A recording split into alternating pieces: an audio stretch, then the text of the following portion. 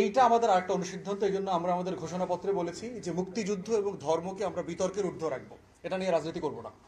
দেশের মানুষ আসলে কি রাজনীতি দেখতে চায়? তারা যখন বলছে যে আমরা সরেয়া অ আ অথবা ক খ থেকে বের হয়ে আসতে যাচ্ছি, তারা আসলে কি বোঝায়? এই বোঝানোর প্রেক্ষিত থেকে আমরা কতগুলো অনুসিদ্ধান্তে এসেছি।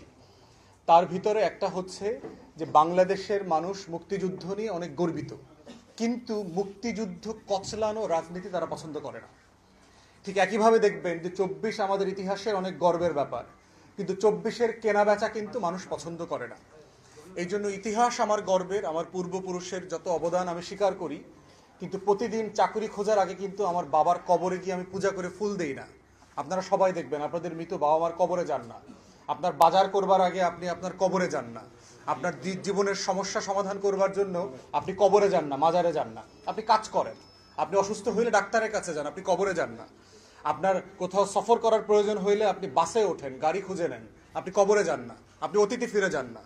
তো সেই জায়গা থেকে একটা অনুসিদ্ধান্ত হচ্ছে দেশের মানুষ অতীত নিয়ে গর্বিত। অতীতের প্রত্যেকটা আন্দোলন সংগ্রামকে আজাদির লড়াই আকারে তারা দেখে। তারা মনে করে যে আমাদের পূর্বপুরুষদের এখানে অনেক অবদান আছে, কিন্তু প্রতিদিন প্রতি রাতে এগুলোকে বিক্রি করে ব্যবসা করাটাকে আমাদের দেশের মানুষ পছন্দ করে না।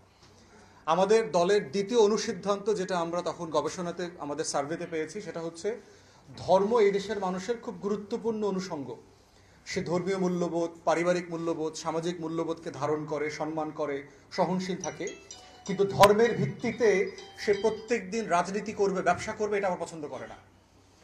এইটা আমাদের আরেকটা অনুসিদ্ধান্ত। এই জন্য আমরা আমাদের ঘোষণাপত্রে বলেছি যে মুক্তিযুদ্ধ এবং ধর্মকে আমরা বিতর্কের ঊর্ধ্বে রাখবো, এটা নিয়ে রাজনীতি করব না।